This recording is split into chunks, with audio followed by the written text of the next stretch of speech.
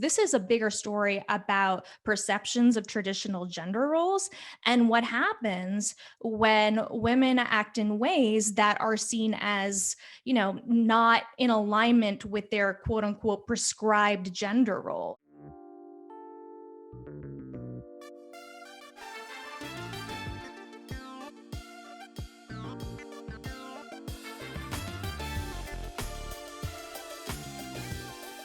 You're listening to the Redefining Wealth Podcast with Patrice Washington. In today's episode, I sit down with Stefanie OConnell Rodriguez. Now, she is here to talk about the fact that there is a penalty that most women experience for being ambitious. Yeah. And sometimes you feel it really directly, sometimes you don't, sometimes it's professionally, sometimes it's personally.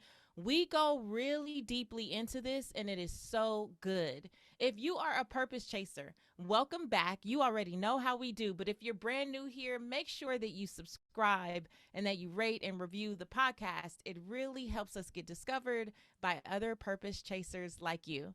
Now, before we jump into this week's episode, let's look at the affirmation for the week.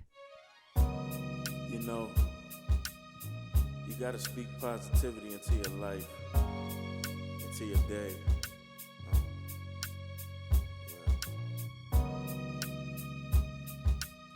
You got to affirm positivity. You got to affirm abundance. You got to affirm yourself to wealth. This week's affirmation is, I am unapologetically ambitious. Once I set my mind to something, I am beyond interested in seeing it through to completion. I am committed. I am willing to put in the hard work, dedication, and intentionality needed to bring it to pass. I possess the energy and enthusiasm to continue to go after what I desire, even when it may not align with what others believe I should want or what some may believe I deserve. I do not apologize for wanting more, and I will never pretend that I don't want what I want to please another soul. Declare today, I am unapologetically ambitious.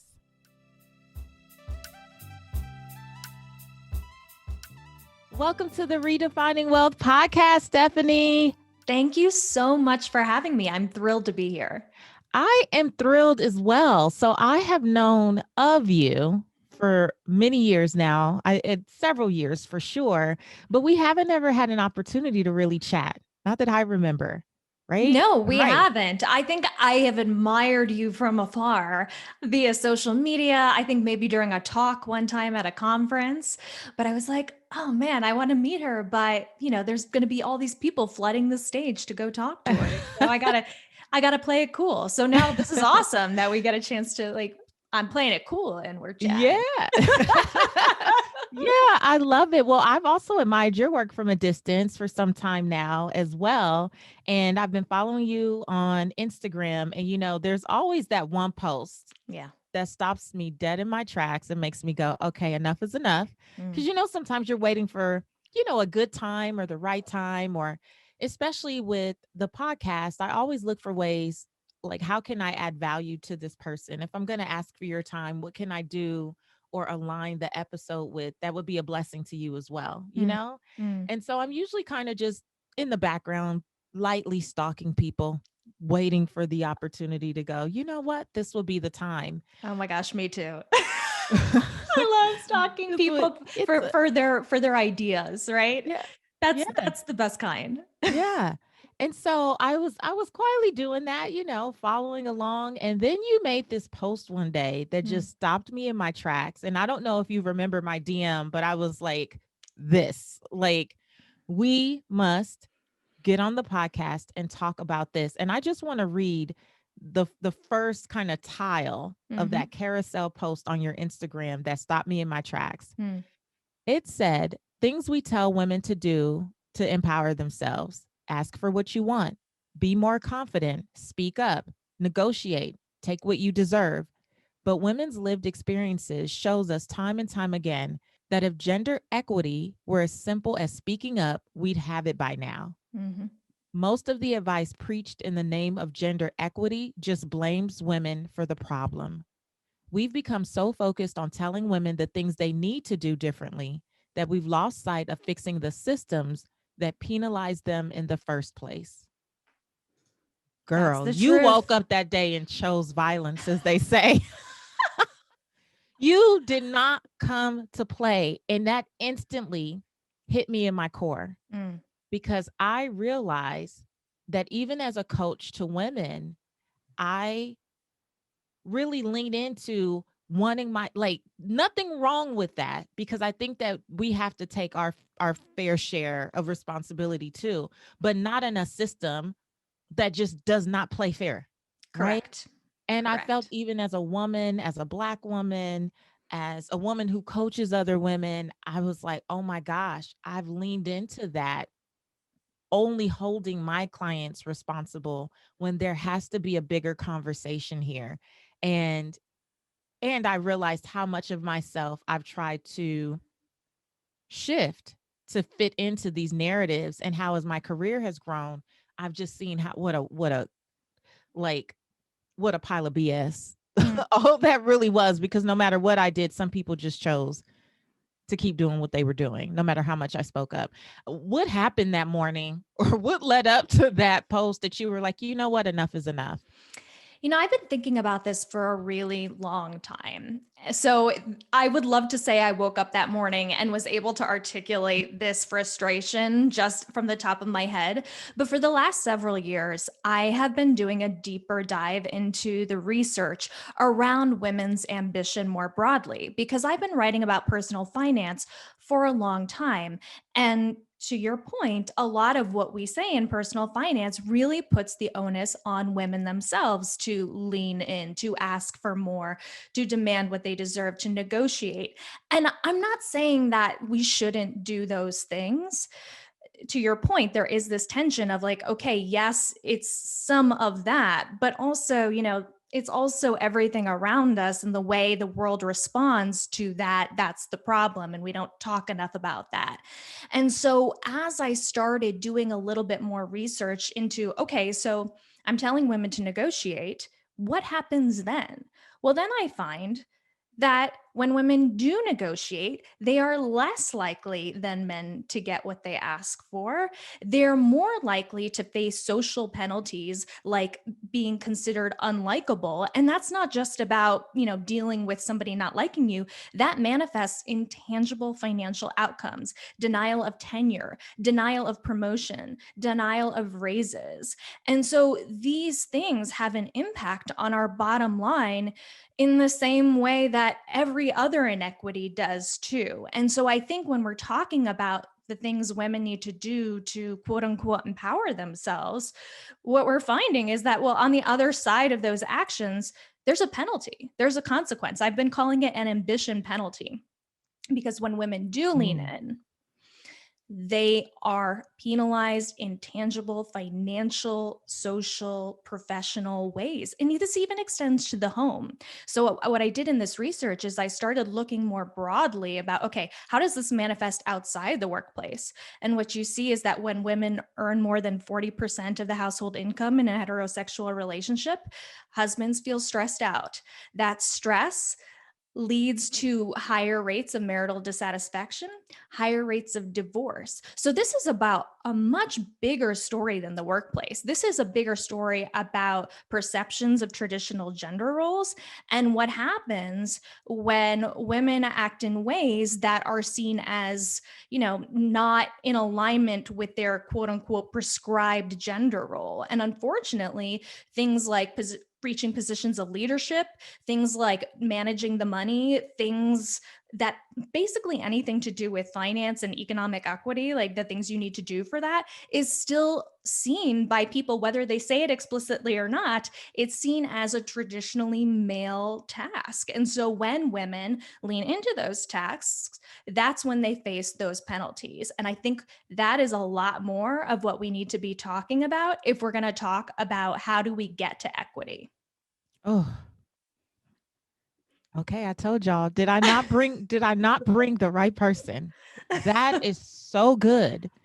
And what you're making me think of, again, in the work that I do with women, is why, even as I'm doing what I know to do, which is help build women up and boost their confidence and just like pour into them that they have a right and this is their birthright and they should. Mm-hmm. On the other side, I understand now why more women are like, but Patrice, you don't understand, right? Because they're actually in those spaces Mm, facing that backlash. Whether they exactly. can articulate it or not, I think even when you talk about the household, it may not be articulated, but boy, is there a feeling of tension. And that's what makes this all so hard, right? Because we don't have language for it. We don't it's so insidious. It's very difficult to like point to and say this is the thing. It's like a lot of the bias and discrimination that exists in our culture, whether it's by gender, by race, by class, by body, all of this stuff. It's just so baked into so many of our interactions. And what happens is like we have a tendency to internalize it as like something we need to do differently. And unfortunately, that makes us overlook what really needs to happen, which is like, no, you shouldn't be discriminatory. You shouldn't have bias. And we need to dismantle the systems that continue to reinforce these things because, there's so much data, especially, when you have things like gender bias and then racial bias converge. It's even worse. The penalties are even higher. So, by demographic, Black women are some of the most ambitious. There's data that they start businesses more than any other demographic. Like they're pursuing higher education at much higher rates. And yet, when you look at outcomes, that is not reflected. So, if your drive and your determination was supposed to be indicative of your outcomes, you can see that that is broken by looking at the experience of Black women. By that metric, Black women should be doing better than any of us. And that is not true. They're penalized even more. So that is what makes me think, okay, we really need to confront the system. I love that you're talking about this too from that lens because I think it's really easy as a Black woman who has had great success. Now, I've had my fair share of failures for sure Mm-hmm. in my seasons of being down and out.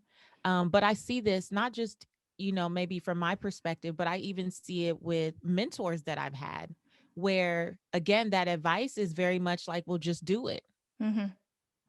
And it's like, well, I have the desire to do it and I'm planning things and I'm preparing myself, and yet there's still those penalties, kind of spoken or unspoken, I'm up against, and it's not made up.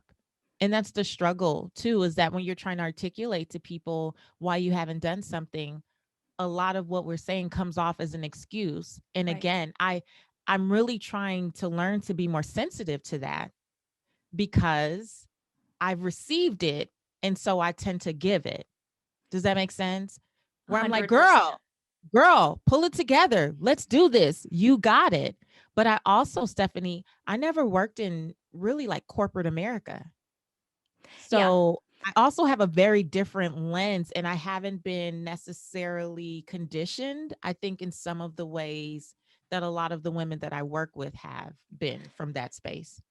And I want the takeaway not to be that women shouldn't negotiate and ask for more and demand what they deserve. I think those things are important, but I think they just have to be said in the context of the fact that, like, okay, yes, like, please negotiate more, but understand that this ambition penalty exists. And if you at least have a language for it and have an operational understanding of how it works, then one, you can be better about navigating it. So there are some tools and strategies that women can use to better navigate. Not that I want to put the onus on women, because I don't think that's where it belongs. I think it belongs on the organizations that penalize them.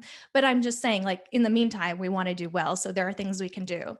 But then the other piece of that is, if you know this bias exists and you know that you are more likely to be penalized for who you are just for doing the same things that a white guy's going to do to succeed, it lets you let go a little bit of the self-blame and the imposter syndrome and everything else. So it's really interesting. I've been hosting a podcast called Money Confidential, and I did an interview with a woman who was like, she had read my post, that Instagram post you talked about, and she reached out to me and she said, "Oh, well, it's so interesting that you're sharing this because I actually just negotiated a job offer. And afterwards, the company rescinded the job offer because I tried to negotiate." And then she said she was talking around with a few of her girlfriends who also work in tech. She worked in tech. And she said 3 other women had the same experience. When they tried to negotiate, their job offers were rescinded. Now, I don't want to say that that's that common an experience, though it was wild to me that she said that 3 of her friends had been through something similar. But I think what was so interesting about the conversation was not only did she take this advice that we give to women, implement it, and by the way, implemented it with all the research, all of the right tactics for asking, and then was really clearly penalized for it. But then she said, what's really wild is after this experience, I have imposter syndrome I have never had in my life. So we talk about things like women need to be more confident. Women have too much imposter syndrome.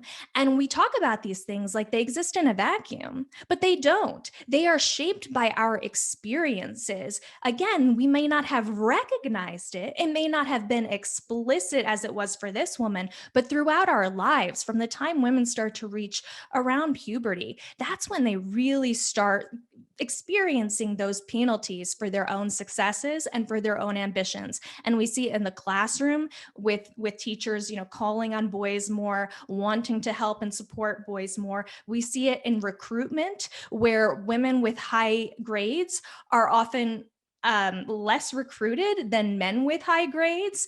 And we just kind of see it trickle throughout the course of the professional careers of women. So I think we need to understand these other phenomena within the context of this broader ambition penalty.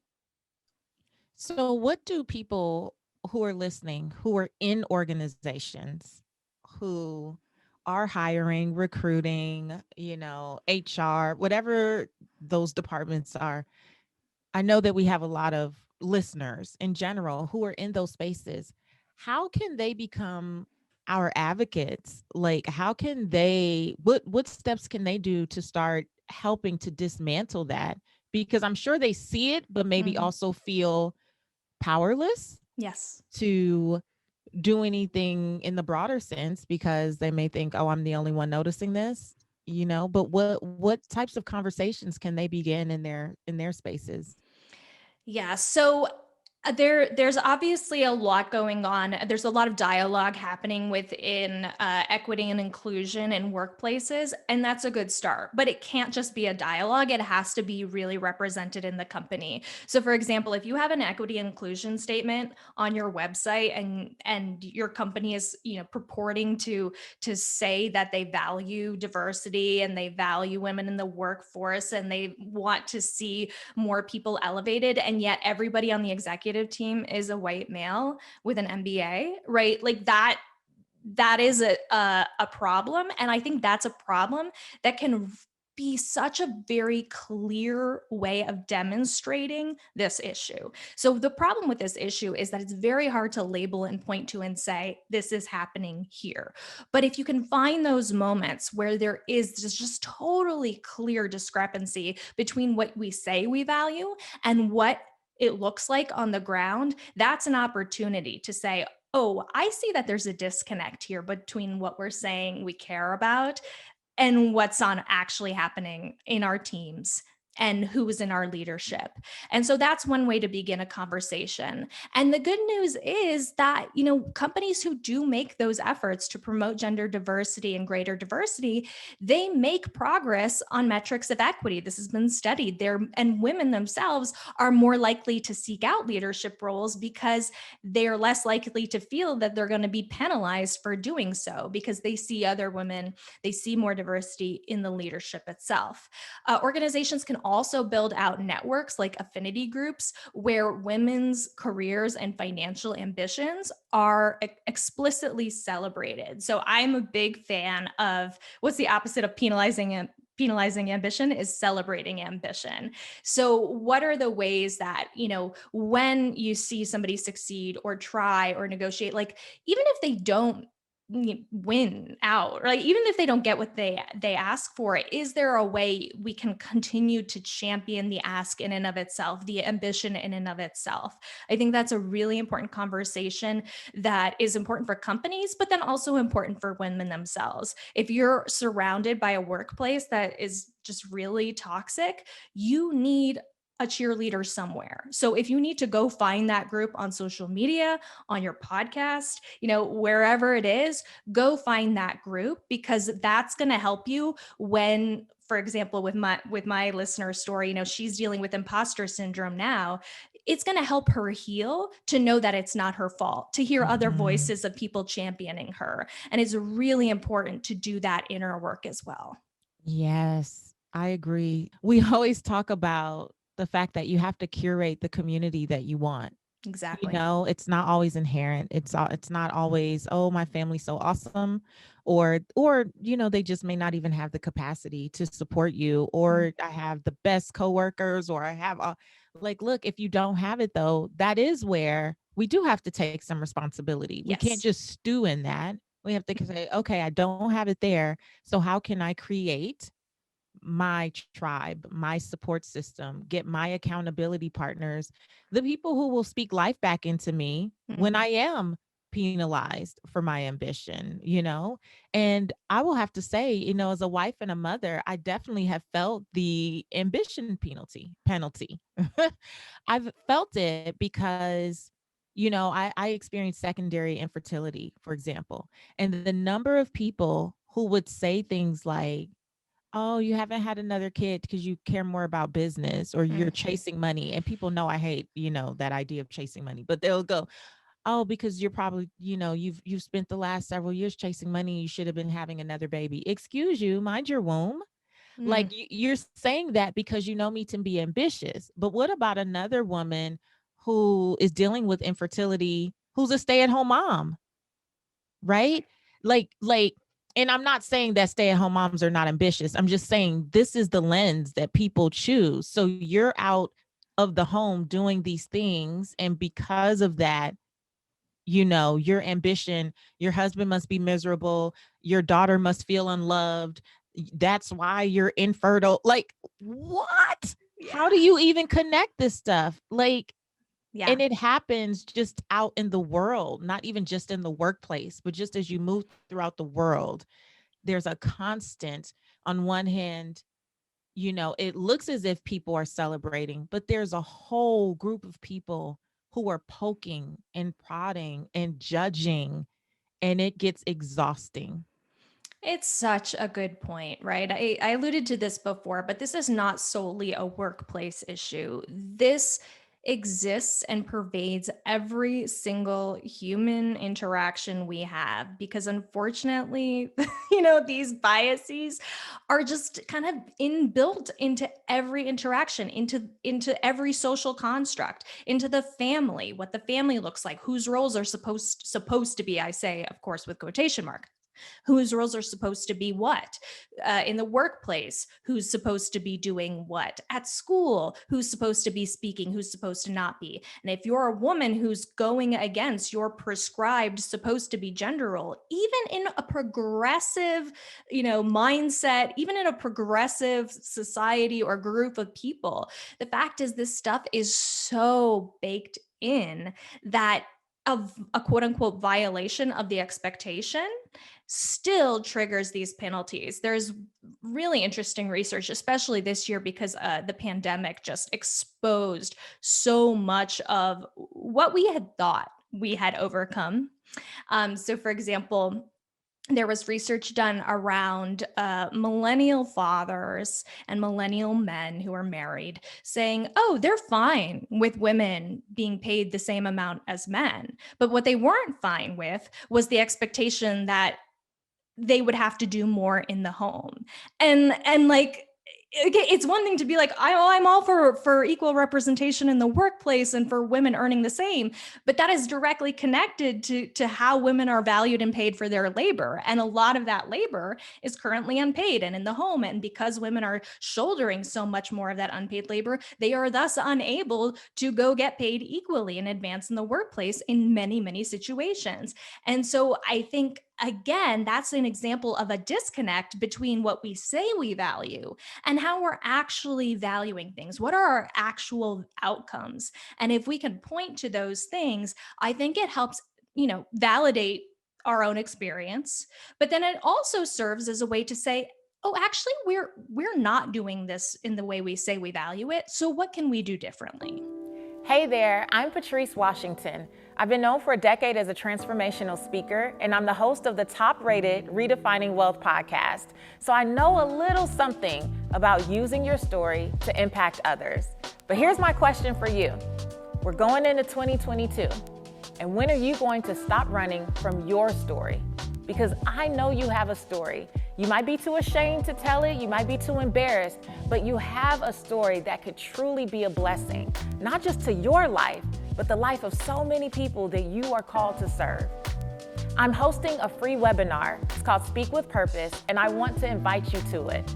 Because if you've been too timid or too ashamed or too afraid to tell your story, it's really just because you don't have the steps that you need to make it happen. And I can break it down for you in one webinar. So what are you waiting for? Click the link, join me for Speak with Purpose, and come learn more about how to truly use that story to make yourself more magnetic, more memorable, and more powerful in the marketplace. What are you waiting for? Click the link and join me for Speak with Purpose.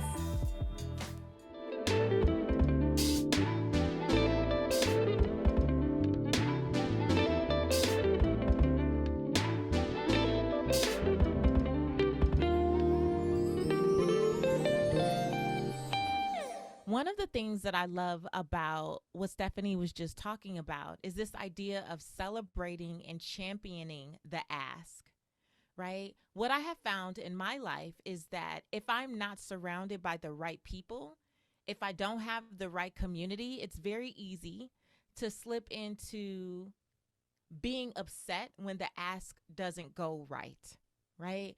When we make the ask for the raise or the promotion, or, it might be something with your spouse, whatever it is, when you ask and it's not received in the way that you felt it would be, it's really easy to slip into second guessing or questioning if you really want what you think you want and if you really deserve what you're saying you desire. And I have found that being in community and curating the community that I need, not the community that I was born with, not the folks that, we happen to share the same bloodline, or we come from the same neighborhood, or we went to the same school.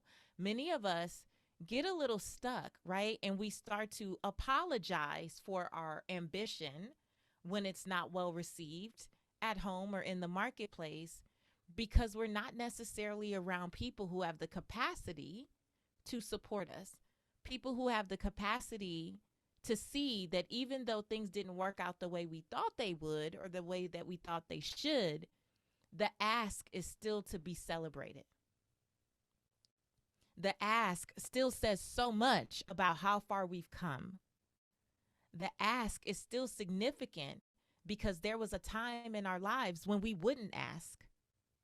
And so one of the things that I write about in Redefine Wealth for Yourself is this idea that accountability activates abundance.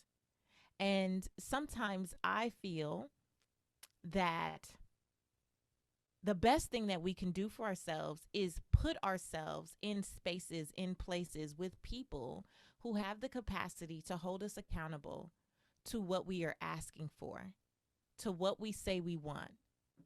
And I believe this because I really love the quote by Winston Churchill that just says, "Success is going from failure to failure without loss of enthusiasm."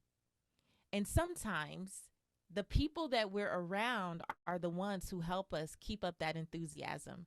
They are the ones that help us to see that maybe the ask was a fail, but we're not failures, and we're going to continue asking until we get what we want, until we are where we have seen ourselves already in our minds. And so in the book, one of the things I say in lesson 26, again, accountability activates abundance, is that I believe in 360 degrees of accountability, which means I don't depend on a single source for it. Having several different accountability relationships has allowed me to remove unspoken and unfair expectations from relationships where I shouldn't expect people to hold me accountable. And one of the examples that I give is, my husband loves me, yes, and he wants to hold me accountable. But at the same time, he's the exact person who will let me push back a deadline because he loves me, or he sees me working hard and he'll tell me it's okay to just take a break and rest. And while I appreciate his compassion and kindness, sometimes what I need is a nudge and a reminder that I set my own deadline and now I need to meet it, right? Or that ask was important enough for me to ask again, for me to celebrate the fact that I did ask, that I did try, that I did go after it, and then also be okay with the fact that I need the support and the lift and the boost and the encouragement to do it again and again and again, and not apologize for my ambition and my desire, because I deserve to go after whatever it is that's on my heart. And so I hope that encourages you today to keep asking, right? No matter what penalties folks may try to bring your way, you keep asking. Remember that accountability activates abundance. So get people around you who will celebrate the ask no matter the outcome, and curate the community that you need always.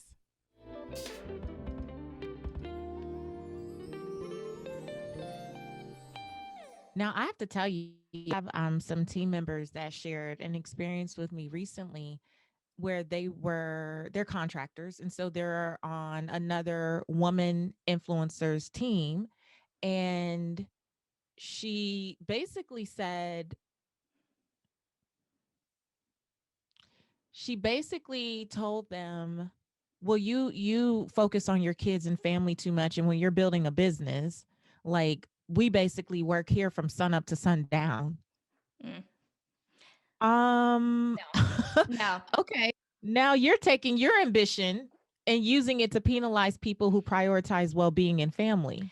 Right. And this is where there's a conflation in what I would say ambition versus hustle culture. And I think those are two very different things. To me, ambition is about the vision, the purpose, the goal. And then hustle culture is about like how productivity and time and optimization. And there is so much of this like focus on the hustle equals the ambition when the two really just don't have much to do with one another. You can have the vision and you can have boundaries, and you should have boundaries, right? And so I really want to make clear that that what was happening to your contractors is not okay, and wanting to be successful is not an excuse for abusing people, for violating their boundaries, or for anything else. We all have to hold ourselves to the standards that we're advocating for. That's so good. Hustle does not equal ambition. Oh, that is so good, Stephanie. Yeah, I was blown away that even came from a woman. Mm. Women perpetrate patriarchy. Yeah, so we all do this, right? And this is another thing that we need to understand is like, these are systems. These are systems that we're all operating in. And I think it's okay for us to say, how am I contributing to this system in a way that it isn't serving me or my fellow workers, right? These patriarchy is something that we all exist within. The workplace, culture, politics, all of these realms have been set up by men for men, right? And it's the same with white supremacist systems, right? All of these systems were set up by white men.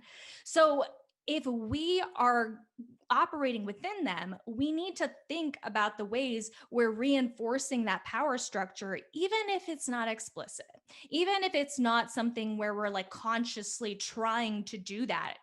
Of course, we want equity. Like, this is the example I was saying before, like men in the household or a workplace that's saying that they're prioritizing equity inclusion. Yes, of course, we might want that, truly, earnestly want that.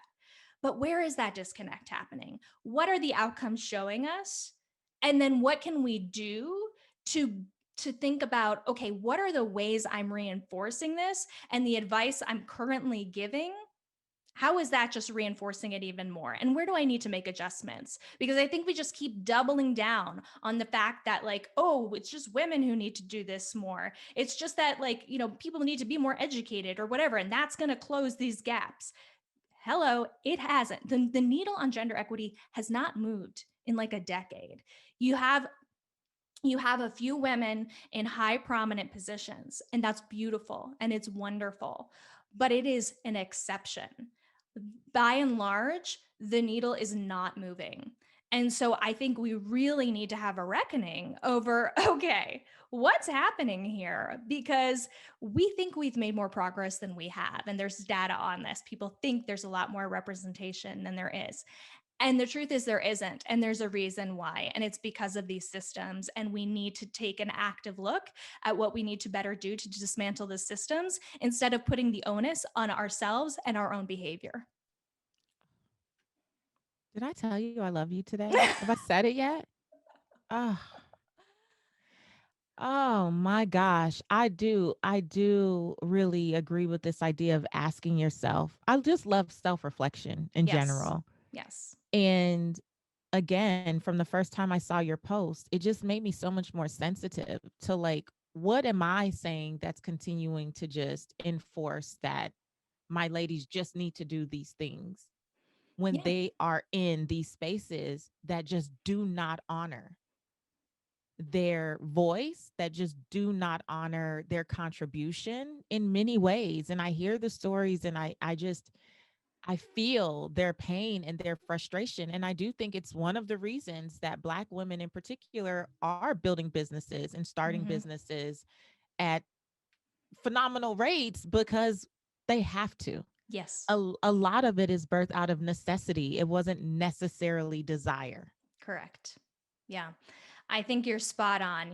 When we see this huge spike in entrepreneurship among women, among Black women, there's always this thing of like, oh, women are like owning their power and chasing their dreams. And I think that's a wonderful narrative. But I think what we need to really look at is the way work, as we understand it, just isn't working for those women to begin with, right? What is happening that is requiring women to go start a business because no workplace can accommodate the fact that, a woman needs to do her daycare pickup, or that she's not being compensated enough, or that she's being sexually harassed or discriminated against or passed over for promotions, right?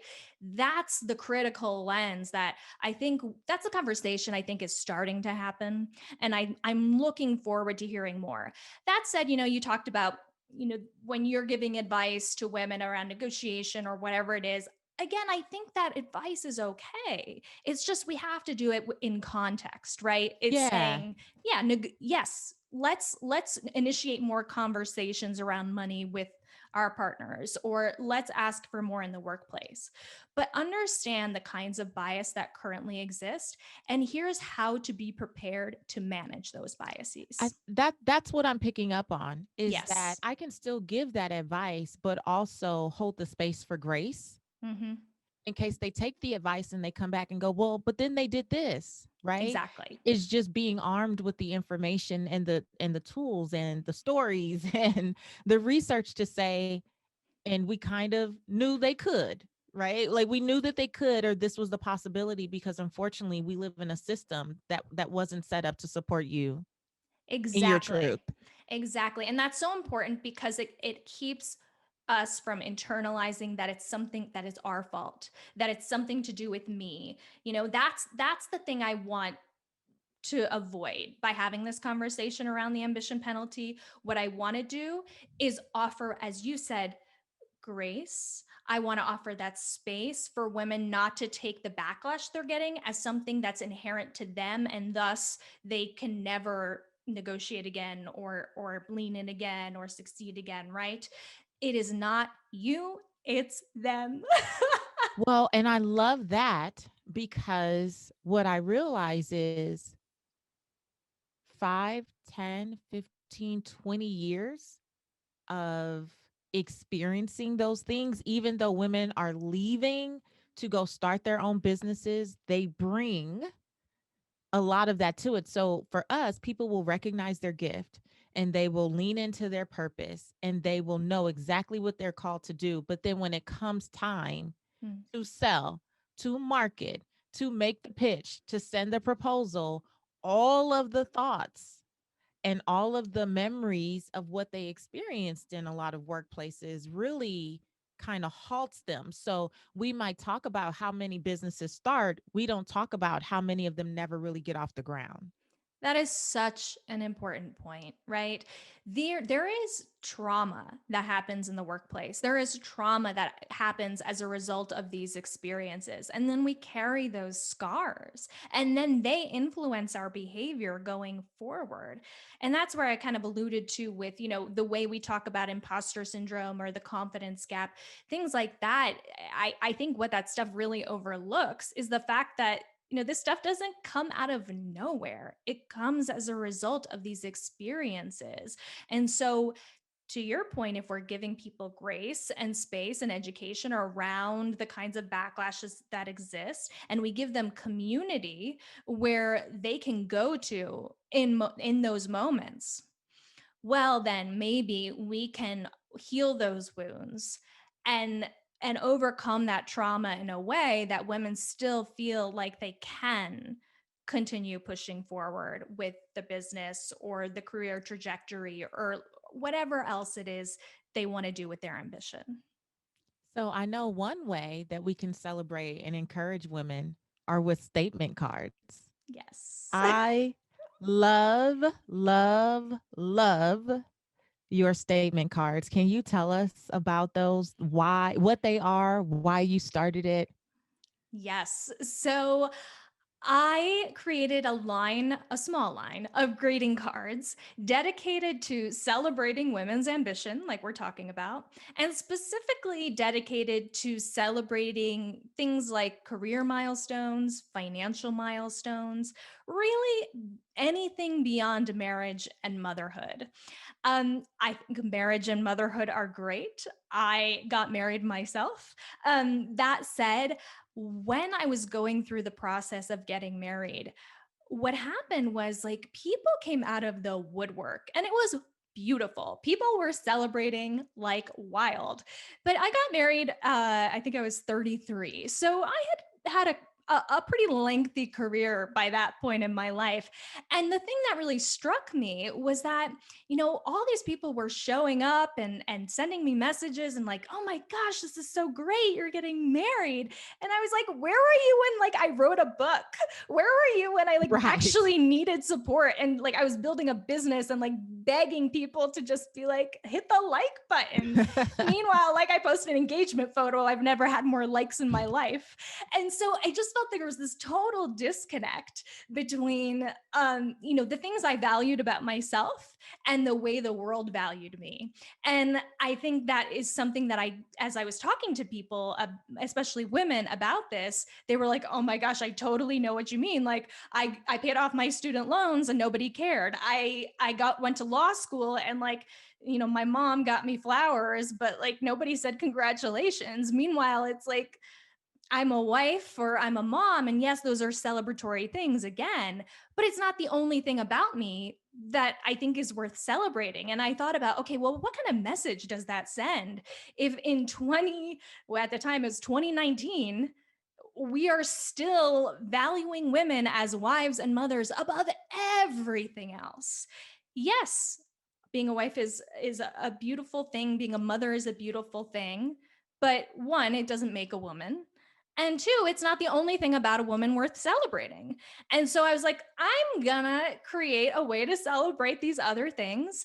And hopefully by doing this small thing about, creating a greeting card that celebrates a woman who asked for a raise, well, maybe that's a way to further this discussion around championing women's ambition more broadly. I love them. I Thank love you. them. I have a set at my desk. Thank you. Oh, I thank have a, I have a you. set at my desk and I love the you're not too expensive. They just can't afford you yet.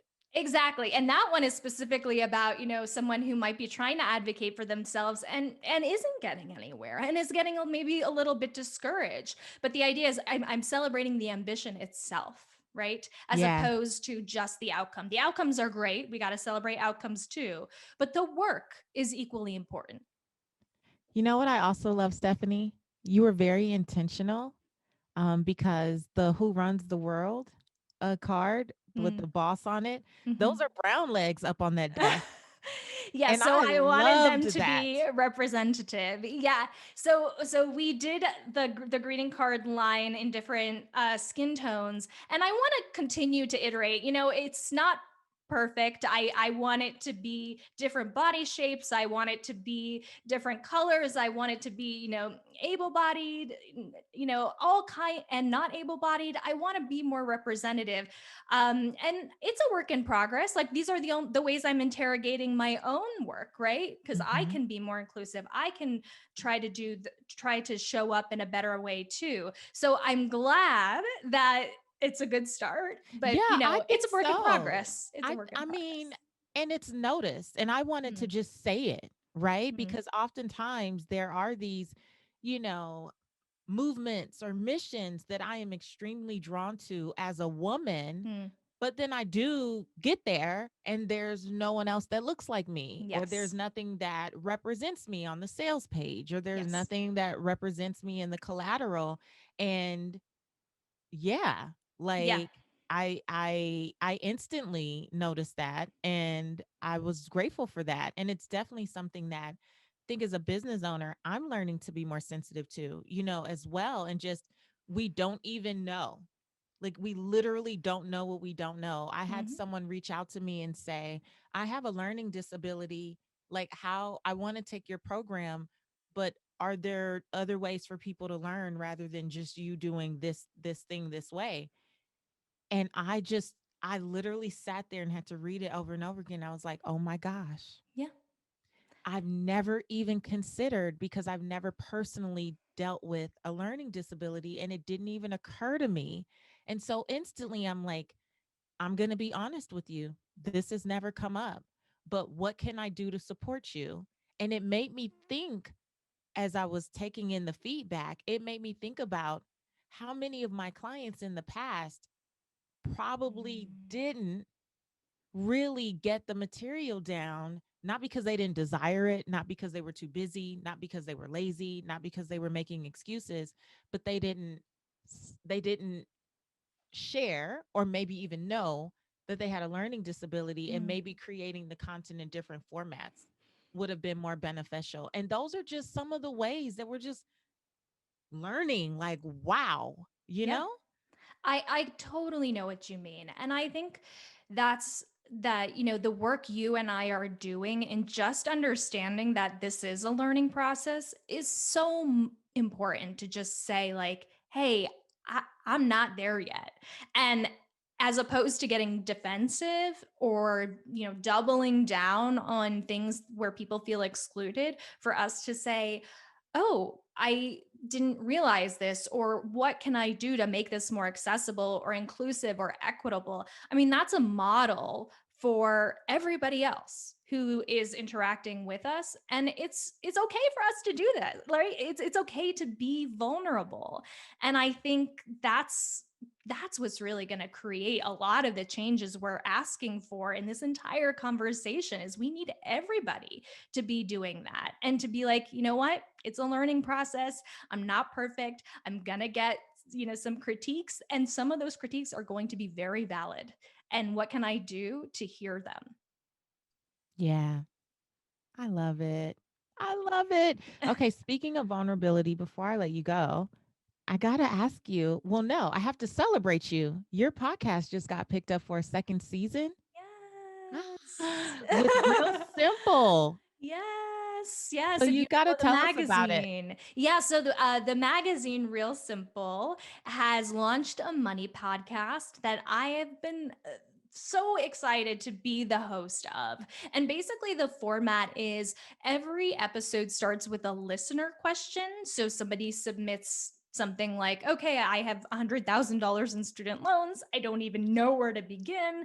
And I interview that person directly, which is really cool because it gives us, it gives us a behind the scenes look. Actually, a lot of the conversations on the podcast wind up being very little bit about money, and they wind up being very much about maybe Life. the shame I feel, the life Yeah. I feel like I can't live because of this debt, the things that I'm insecure about talking with my partner about, because what does it mean if I have all this debt and he or she doesn't, right? So the conversations, just because I have them directly with the listeners, they just give me an opportunity to talk about the things we in personal finance world have been talking about forever, but in a totally new way to me.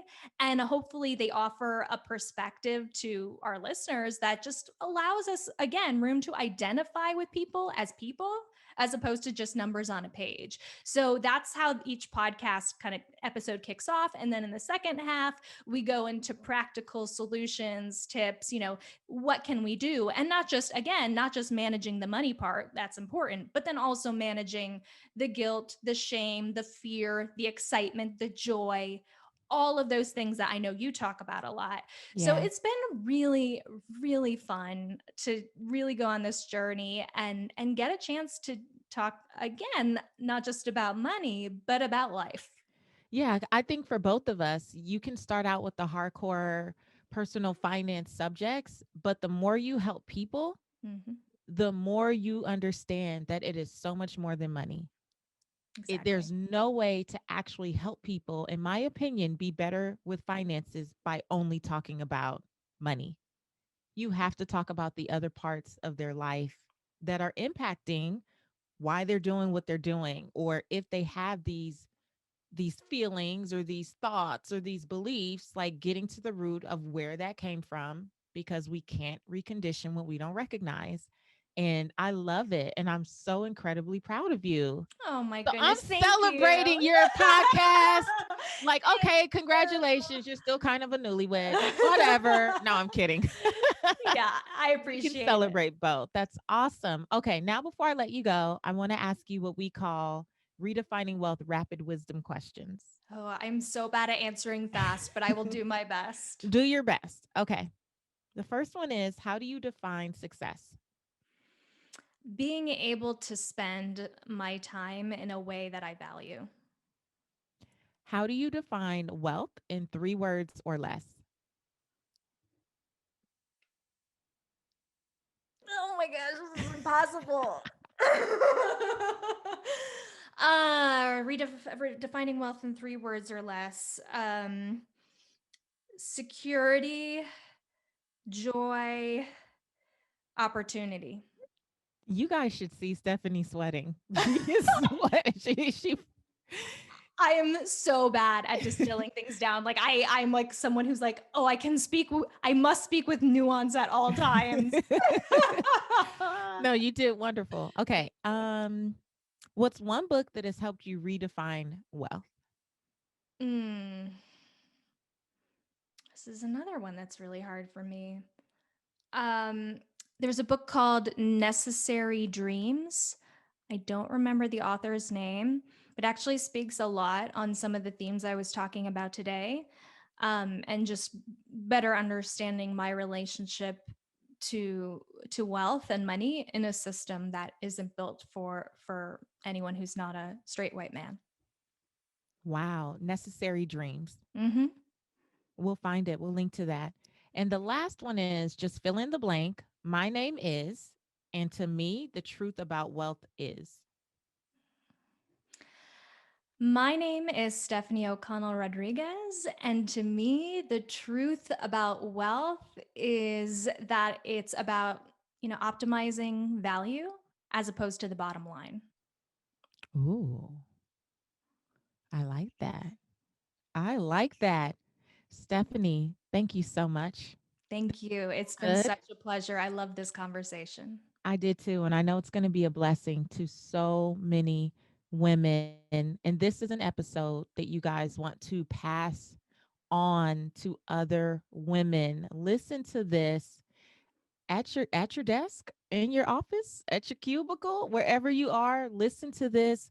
Get it in your spirit, show yourself more grace. It's not that something's wrong with you, it's that we absolutely do live in a broken system. And Yeah. there is a such thing as ambition penalty. So we get to let go of the self blame, the guilt, the imposter syndrome. We get to remember that, yes, even women perpetuate patriarchy. We're not crazy if we experience something like that. I mean, just go back and listen to this episode and make sure that you go and get some statement cards. Follow Stefanie on Instagram, but go to stephanieoconnell.com and you can find the statement cards.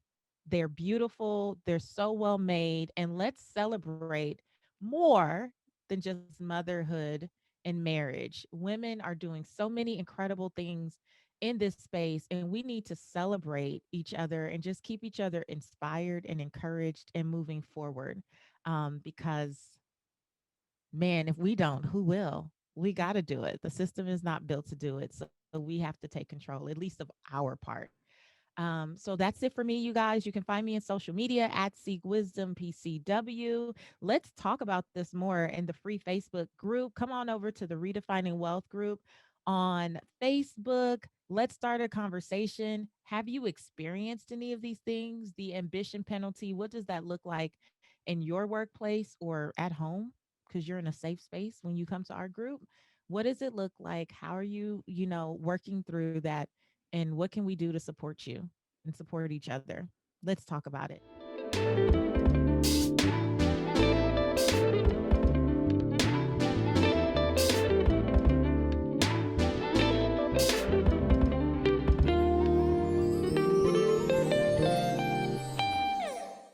Today's Ask Patrice Anything comes from Edith in Kampala, Uganda.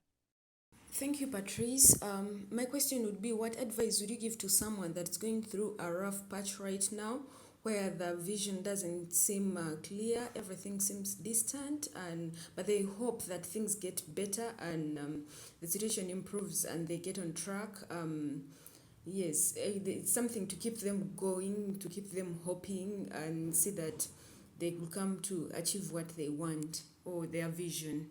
Edith, thank you so much for that question. I can say that I have definitely been there at different points in my life, where you just don't see how it's all going to come together. And I would say this is where leaning into your faith pillar really is going to make a big difference. I always talk about the fact that more than anything, what my faith, I believe, has really taught me is about resilience and about understanding that nothing is happening to me, it's happening for me. Even when it doesn't feel good, and when it's long and it feels like long suffering, and it's why me? I'm a good person. Why is this happening? Why is it taking so long to get the answers? Why do I not feel a breakthrough on the horizon? Why do I not see the light at the end of the tunnel? I've been there and I've asked those questions. And the more I've leaned into, I don't see it, but I feel that there's a greater lesson. And what am I supposed to learn in this season? The more grace I believe it's given me to deal with the season at hand, right? Instead of trying to fight against it, it allowed me to surrender to it so that I could potentially ask better questions, and be in more of a flow instead of the friction that we create when we're trying to push it off and not accept what it is and deal with it. And so, something that I would tell you, Edith, too, is that nothing is forever, right? Life is so cyclical. Like we're seasonal. Like everything is seasonal and it's very temporal. So whatever you're going through and whatever has you feeling like the light is so far away, just know that it's closer than you think. And I just pray for your strength and your endurance and your resilience, and that you can just hang in there long enough. And I always, I don't know what the situation is, but I know for myself, even now, when I'm in a tough spot, I try to take a step back and look at the pillars. So when I look at the 6 pillars of wealth, it may look like frustration in my work pillar, but the truth is there's a lot going on in my people pillar. There's a lot of conversations that I need to be bold enough to have. There's a lot of decisions that I may need to make. And while I'm making it about, well, work is chaotic, or it's too busy, or it's too hectic, or I have so many things on my plate, the truth is, not wanting to deal with the people pillar has manifested itself in the work pillar. And so, whatever area you feel like you're struggling in, I want to invite you to look at all 6 pillars and see if there's a connection between something else that you may be avoiding and you may not be dealing with in some form or fashion, whether that's fit, people, space, faith, work, money, whatever it is. Take a look at the other parts of your life, because they're always going to impact the other parts that you least expect. So my heart goes out to you. My prayers are with you. And remember that this is a season. It's temporal. It's not going to last forever. So hold on. Now, that brings us to the end of this week's episode. Listen, I hope that you got a lot of value from this conversation around the ambition penalty. Whether you have seen it or experienced it or felt it, I think that all of us probably have in some form or fashion. It's a real thing. It's a real thing. And I think the best thing that you could do is forward this episode to another woman in your life so that she knows she's not alone.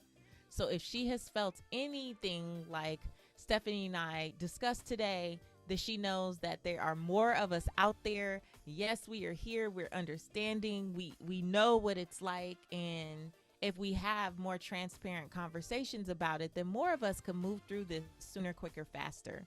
Come on over to the Redefining Wealth Facebook group.